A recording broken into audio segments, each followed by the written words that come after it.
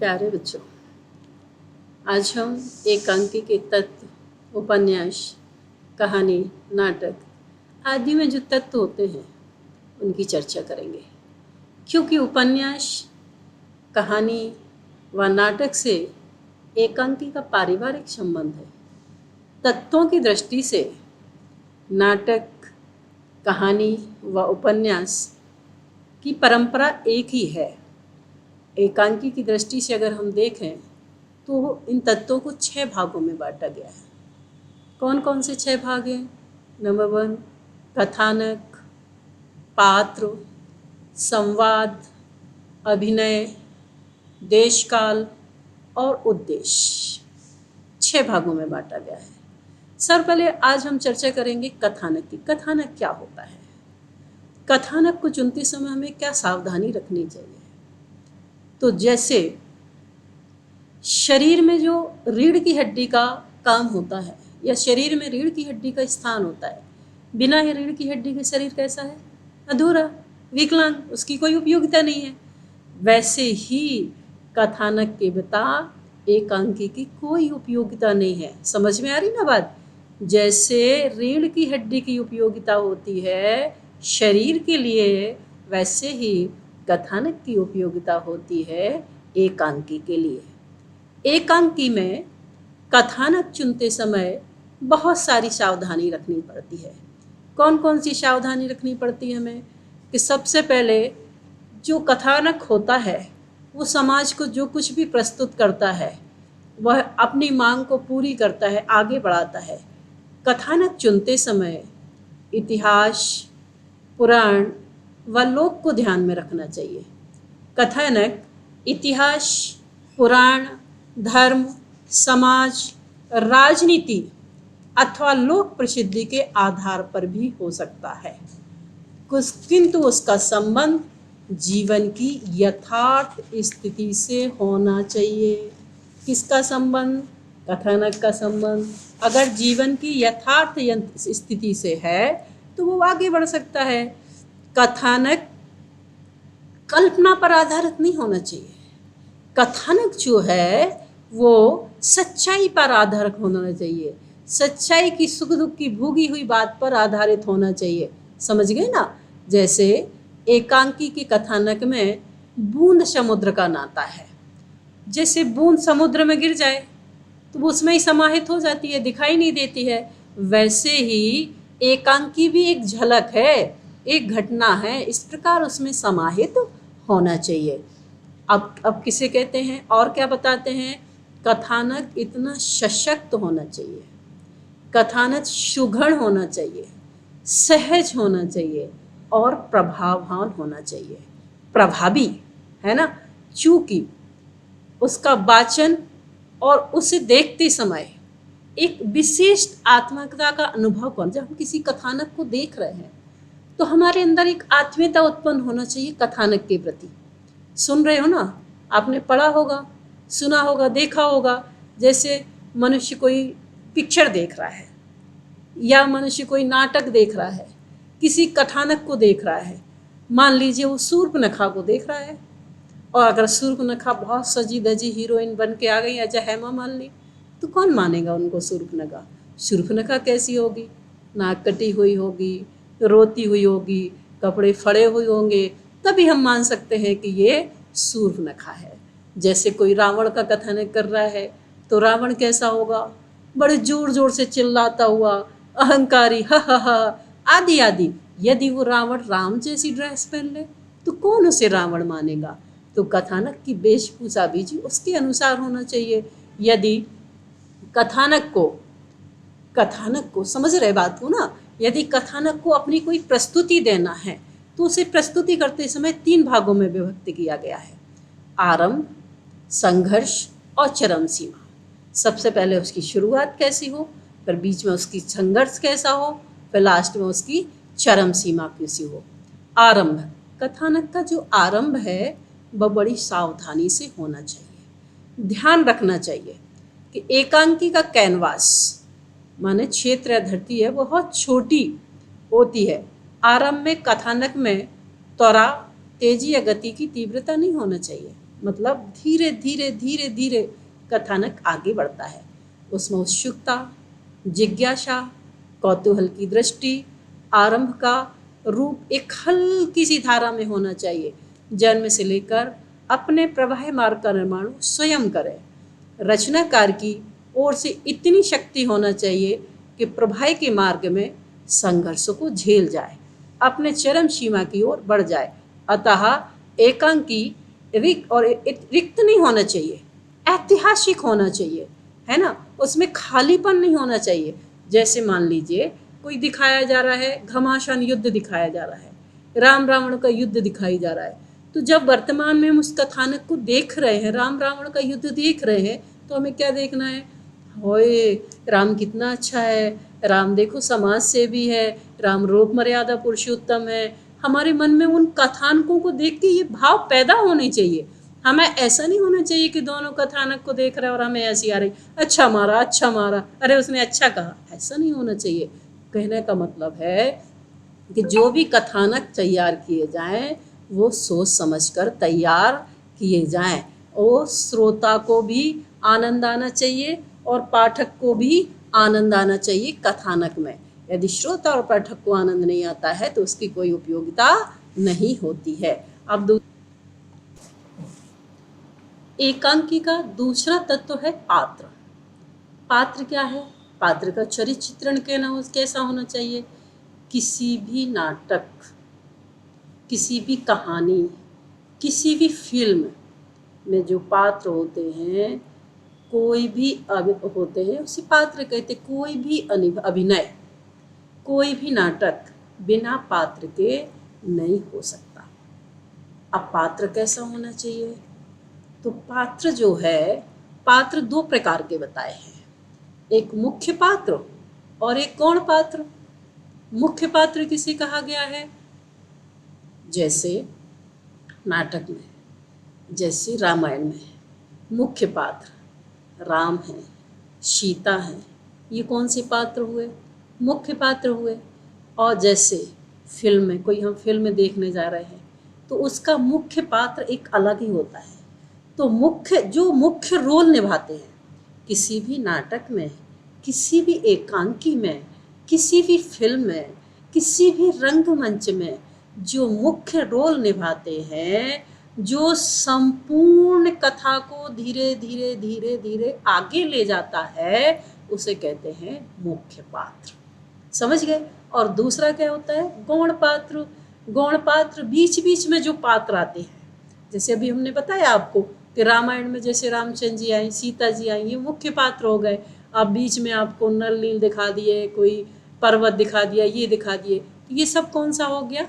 गौण पात्र हो गए। उसी प्रकार से हम कोई फिल्म देखने के लिए जा रहे हैं तो जो मेन हीरो है वो मुख्य पात्र हो गया। अब बीच बीच में हमें मनोरंजन करना दिखा दिया, बीच बीच में गाने सुनवा दिए, बीच बीच में नाटक की गतिशीलता को आगे बढ़ाने के लिए छुटपुट कार्यक्रम दिखा दिए, तो ये क्या होता है? गौण पात्र होता है। तो आपको पात्र की स्थिति समझ में आ गई होगी कि दो तरीके के पात्र होते हैं, एक मुख्य पात्र होता है और दूसरा गौण पात्र होता है। अब पात्र एकांकी में कैसा पात्र होना चाहिए? तो उन्होंने कहा कि एकांकी में कथानक की पूर्ति के हिसाब से ही पात्रों का चयन किया जाना चाहिए। पात्रों की बहुत भीड़ नहीं होना चाहिए। बात अब एकांकी की चल रही है तो इसमें बहुत अधिक पात्र नहीं होना चाहिए। प्रमुख पात्र के आसपास ही पूरक पात्र होना चाहिए। पात्रों की संख्या अधिक हो जाने पर रसोई का सत्यानाश कर देते हैं। जैसे रसोई में बहुत सारे पात्र हो जाए तो फिर वो रसोई नहीं बनेगी, रसोई का क्या हो जाएगा? सत्यानाश हो जाएगा। उसी प्रकार से एकांकी में यदि बहुत सारे पात्र हो जाएंगे तो फिर सामने वाला जो श्रोता है, जो देखने वाला है, उसको मज़ा ही नहीं आएगा, क्योंकि वहाँ बहुत ज़्यादा भीड़ न जाएगी।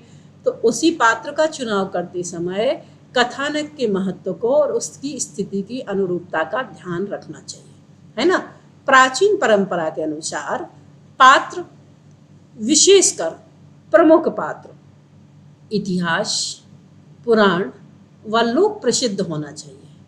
प्राचीन परंपरा के अनुसार नायक जो है वो धीरोदत्त, धीर प्रशांत और धीर ललित भी होना चाहिए। गायिका स्वैकिया परकिया गणिका होनी चाहिए, किंतु आजकल ये परंपरा टूट गई है। आज एकांकी का नायक एक राजा भी हो सकता है और एक रंग भी देखने में आता है आज के समय में। पहले ऐसा नहीं होता था। पर जीवन की विविधता और विषमता के चित्रण के लिए किस प्रकार के पुरुष की और स्त्री की आवश्यकता है, इस समयानुकूल पुरुष व स्त्री पात्रों द्वारा एकांकी के भाव और संसार की सृष्टि करनी चाहिए। इन पात्रों के चरित्र चित्रण द्वारा घटना या क्षण को भाव से स्थूल पर लगाना चाहिए। समय एकरूपता एकांकी में विचित्र नहीं होना चाहिए, किंतु धरना या क्षण के अपने अस्तित्व का चित्रण करने में अवश्य हो सकता है। प्रभाव उत्पन्न करने तथा एकांकी को चार्थ व्यापार चित्रित करने का सही लक्ष्य होना चाहिए। तो आपको समझ में आ गया कि पात्र कैसा होना चाहिए। अब हम तीसरे पॉइंट पर आगे चलेंगे, जिसे कहते हैं, तीसरा पॉइंट था संवाद। संवाद किसे कहते हैं? संवाद क्या है? जैसे मैं आपसे बात कर रहा हूँ, आप सुन रहे हैं, आप हमसे बात कर रहे हैं, तो ये आपस में क्या है? संवाद ही तो है। आपस में दो लोगों का बात करना, ये क्या कहलाता है? संवाद। वैसे ही नाटक में, पात्र में आपस में संवाद होता है। संवाद का मतलब आपस में बातचीत होना। आप संवाद कथा के वाहक होते हैं। संवाद जो कथा है, जो कहानी है, उसको गति देते हैं, उसको प्रवाह देते हैं। पात्र की स्थिति यह तय करते हैं कि संघर्ष को, घुटन को या कचा को स्पष्ट करते हैं। पात्रों के व्यक्तित्व परिवर्तित करते हैं।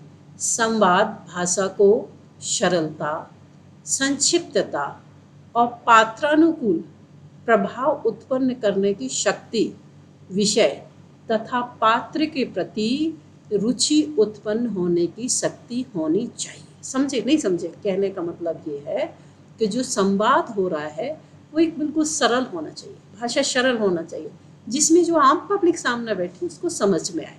दूसरा, संवाद संक्षिप्त होना चाहिए। यदि बहुत बड़ा संवाद हो गया तो फिर पब्लिक क्या होगी? आगे जो समाज बैठी वो बोर होने लगेगी, वो आपके संवाद को सुनेगी नहीं। तो संक्षिप्त होनी चाहिए।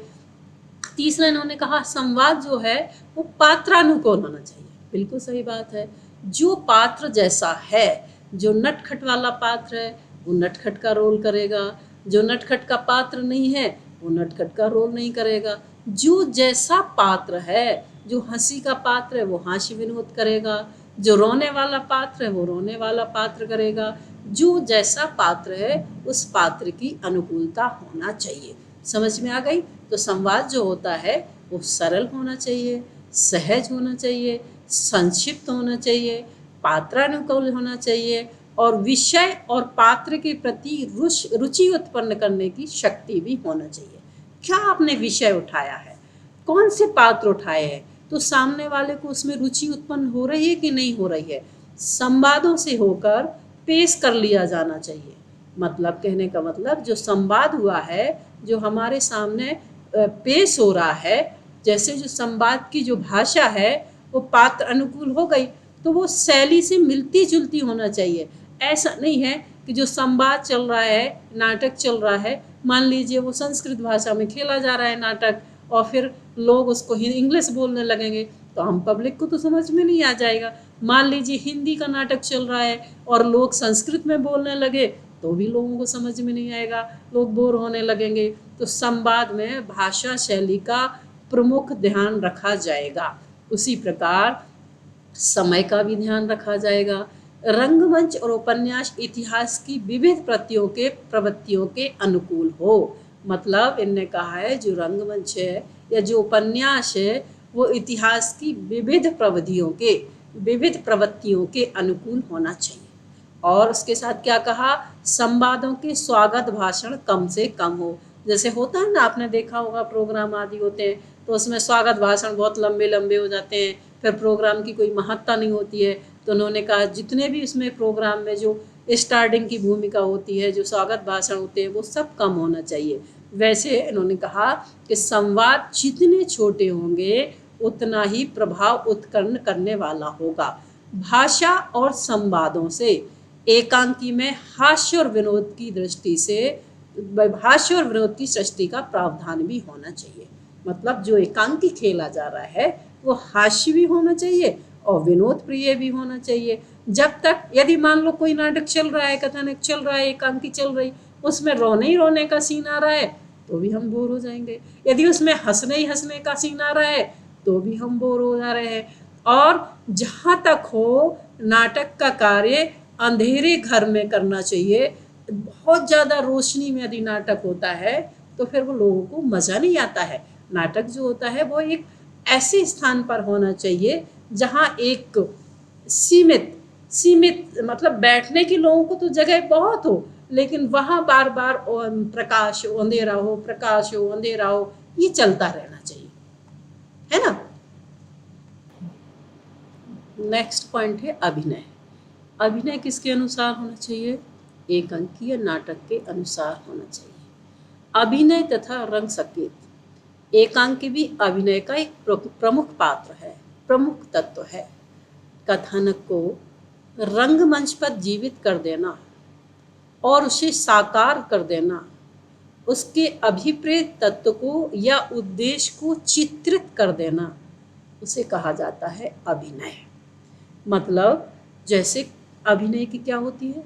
एक साज सज्जा होती है। जैसे मान लीजिए रामचंद्र जी जो पहन के आए हैं साज सज्जा, तो उनके हाथ में धनुष बाण अच्छा लगेगा, है ना। उनके हाथ पैर में जो पहने हैं खड़ाऊ जो पहने हैं वो अच्छी लगेगी।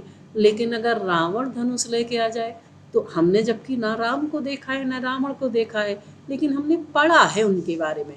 तो जब हम पढ़ते हैं सुनते हैं तो जब अभिनय को देखते हैं तो हम निश्चित रूप से ये पता कर लेते हैं कि अगर कोई धनुष बाण में है तो निश्चित रूप से राम ही होगा, और अगर कोई चीख पुकार रहा है तो निश्चित रूप में तीर कमान के साथ आया है तो वो रावण ही होगा। यदि किसी के माथे पर मोर पंख है तो वो कृष्ण ही होगा। तो ये उसकी इसकी वेशभूषा को देखकर हम पता लगा लेते। एक्चुअल में हमने नहीं देखा कि श्री, आपने देखा नहीं देखा होगा ना कि कैसे थे श्री कृष्ण जी, कैसे रामचंद्र जी थे, कैसे। अब हम देखें कि महाराणा प्रताप कैसे थे, तो हमने महाराणा प्रताप को भी नहीं देखा, लेकिन महाराणा प्रताप की जो वेशभूषा है उसको देखकर हम पता कर देते, एक बार में कह देते हैं कि ये महाराणा प्रताप होंगे, ये नेहरू जी होंगे, आदि आदि। तो एकांकी में अभिनय पात्र की परीक्षा है। अभिनय जितना वास्तविक, सहज, स्वाभाविक होगा, एकांकी उतना सफल होगा, उतना ही सफल होगा। समझ गए? नहीं समझे? मतलब कहने का मतलब अभिनय जो है जितना वास्तविक होगा, जितना सहज होगा, वो अपनी बात को जितना सहज रूप से कह रहा होगा। एक तो वो पढ़ के कह रहा होगा, फिर पढ़ेगा, फिर याद करेगा, फिर बोलेगा तो बीच बीच में भूल जाएगा, तो फिर सामने वाले को मज़ा नहीं आएगा। तो उन्होंने कहा एकांकी जितना वास्तविक होगा, जितना सहज होगा, जितना स्वाभाविक होगा, एकांकी उतना ही सफल होगा। पाठक पर वो अपना प्रभाव डाल सकेगा और व्यक्ति तथा समाज की संगतियों व विसंगतियों को उतना ही यथार्थ रूप में प्रकट कर सकेगा। प्राचीन नाटककारों ने अभिनय को 4 भागों में विभक्त किया है। कौन कौन से भाग हैं? नंबर 1 है आंगिक, नंबर 2 है वाचिका, नंबर 3 है आहार्य, नंबर 4 है सात्विक। किंतु आज का नाटककार जो है वो इन तत्वों से बंधा नहीं है, वो बिल्कुल स्वतंत्र है। वह समय, समस्या तथा पात्रानुकूल वेशभूषा, पात्र की आयु आदि का निर्देश करता है। वह रंग संकेतों द्वारा पात्रों के अभिनय मंच की प्रस्तुति तथा कथा के भाव पक्ष को उभाकर सजाकर अपने पाठक के समक्ष प्रस्तुत करता है।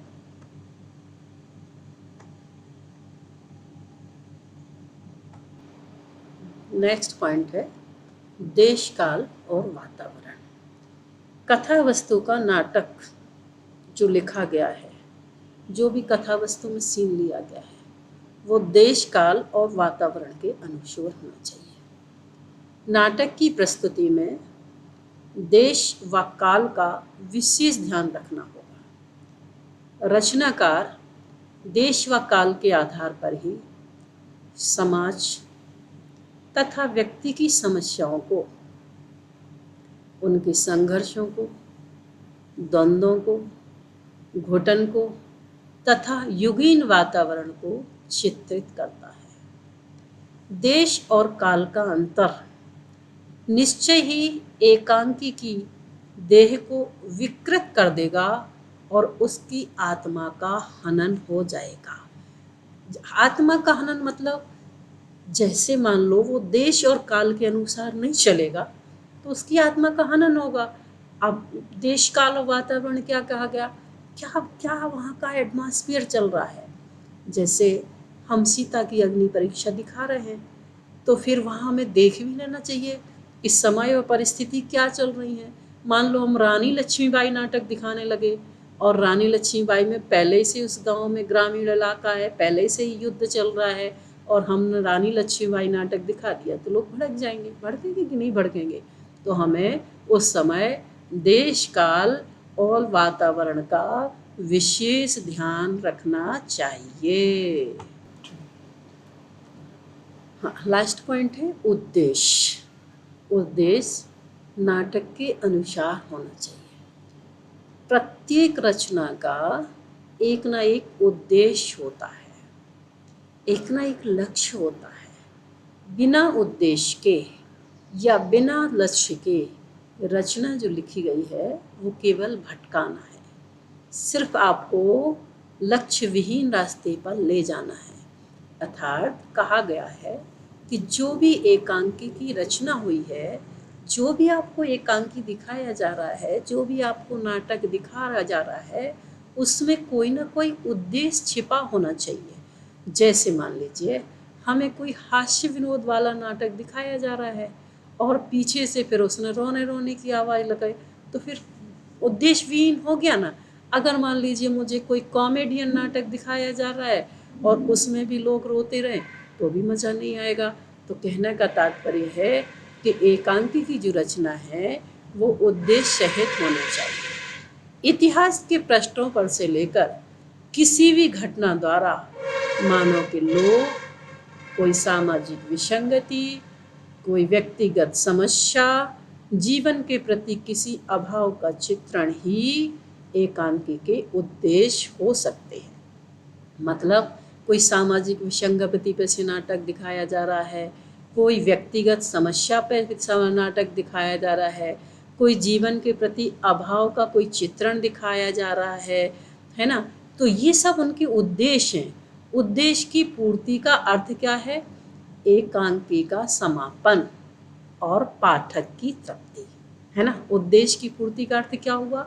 एकांकी का जो नाटक है उसका समापन, और जो एकांकी का समापन और पाठक की तृप्ति, मतलब पाठक ने देखा है और वो तृप्त हो गया, उसको आनंद आया और वो कह रहा है मज़ा आ गया आज के नाटक को देख के, बहुत कुछ सीखा हमने, तो उसको तृप्ति मिलनी चाहिए। तो उद्देश्य की पूर्ति के समय रचनाकार को बड़ी सावधानी से कार्य करना चाहिए, उसे कोरा उपदेश नहीं देना चाहिए।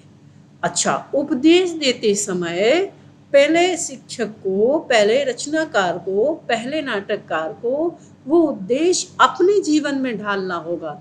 जब तक उसके अपने जीवन में नहीं होगा तब तक वो सामने वाले को उपदेश नहीं दे सकता है। यदि उद्देश्य की पूर्ति के समय यदि पात्र उपदेश देने लगेगा तो उसका प्रभाव पाठक पर अच्छा नहीं पड़ेगा। उद्देश्य पूर्ति तो कुछ इस भांति होना चाहिए जैसे कोई धूप का मारा यात्री किसी छाया में शीतलता का अनुभव करता है। समझ रहे?